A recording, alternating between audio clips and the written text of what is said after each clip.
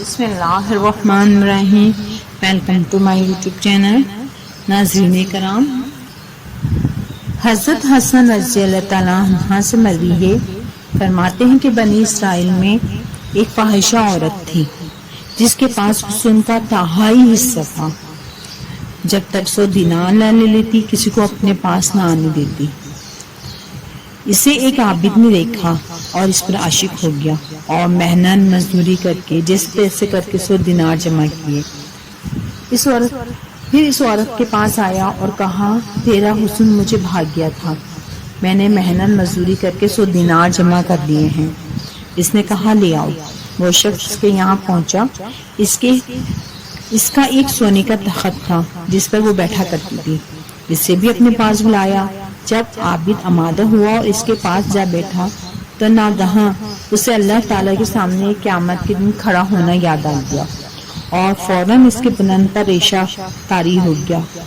اللہ کا خوف طاری ہو گیا اور کہنے لگا، مجھے جانے دو، بے شک یہ 100 دینار بھی تم ہی رکھ لو، لیکن مجھے جانے دو. اس نے کہا، تجھے کیا ہو گیا؟ تو نے تو کہا تھا کہ میں تجھے پسند آ گئی ہوں اور تو نے محنت مزدوری کر کے دینار جمع کیے. جب مجھ پر تو قادر ہوا تو یہ حرکت کی. عابد نے کہا، مجھ پر اللہ تعالیٰ کا خوف طاری ہو گیا اور اللہ تعالیٰ کے سامنے جانے کا اندیشہ غالب آ گیا. میرے دل میں تیری عداوت پیدا ہو گئی. اب تو میرے نزدیک نہ آ. اس نے کہا، اگر تو سچا ہے تو میرا شوہر بھی تیرے سوا کوئی نہیں ہو سکتا. اس نے کہا، مجھے نکل جانے دے. اس عورت نے کہا، مجھ سے نکاح کرنے کا وعدہ کر جاؤ. کہا، عنقریب ہو جائے گا. مجھے ہی سب پر چادر ڈالی اور اپنے شہر کو چلا گیا. وہ عورت بھی توبہ کر کے اس کے پیچھے اس کو شہر کو روانہ ہوئی. اس شہر میں پہنچ کر لوگوں سے عابد کا حال دریافت کیا.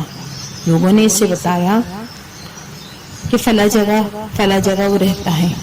اس عورت کو ملکہ کہتے تھے. عابد سے کسی نے کہا کہ تمہیں ملکہ تلاش کر پھر رہی ہے. انہوں نے جب اسے دیکھا تو ایک چیخ ماری اور جہاں بحق ہو گئے.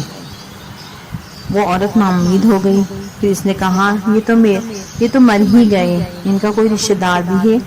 لوگوں نے کہا، اس کا بھائی بھی فقیر آدمی ہے. کہنے لگی، اس کی محبت کی وجہ سے میں اس کے بھائی سے نکاح کروں گی. چنانچہ اس سے نکاح کیا، جس سے 7 لڑکے پیدا ہوئے اور سب کے سب نیک اور صالح تھے. عابد کی ایک نیکی کی وجہ سے ایک گناہ گار عورت اللہ کی طرف پلٹ آئی اور ساری زندگی اس نے اللہ کی راہ میں گزار دی.